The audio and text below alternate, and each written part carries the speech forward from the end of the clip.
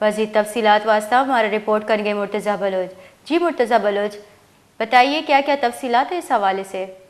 جی، یہ تحصیل خضدار کا قریبی علاقہ ہے، تحصیل کرخ، جہاں پہ احمد روڈ پہ تیل بردار گاڑی رات گئے جو ہے وہاں سے آ رہی تھی۔ ایک گاڑی خالی تھی جو کہ جھلمکسی ڈسٹرکٹ سے آ رہی تھی، اور ایک یہاں سے خضدار سے تیل سے بھری ہوئی جا رہی تھی، زمباز گاڑیاں تھیں دونوں۔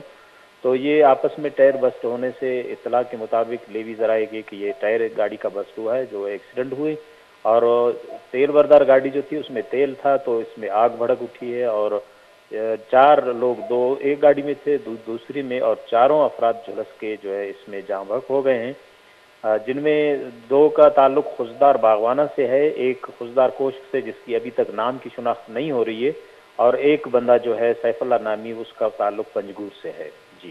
جی بہت بہت شکریہ مرتضیٰ بلوچ تفصیلات دینے کے لیے۔ خضدار دمک کھر کا ایڈمیٹ روڈ سرا تیل بردار گاڑیاں نیاما ڈک ورگ بتا ای ویل آسرا 4 مردم سد کا گو بیران بتک۔